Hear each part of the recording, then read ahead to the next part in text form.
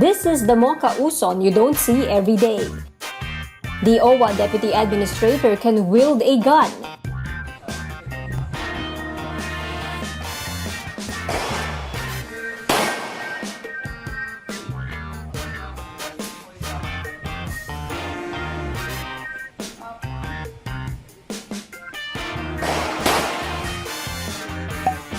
She was able to sharpen her shooting skills with the help of an army official.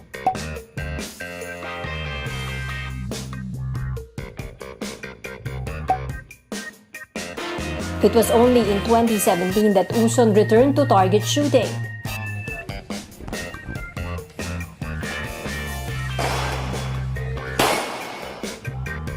She avoided guns following the 2002 assassination of her father, Judge Oscar Uson.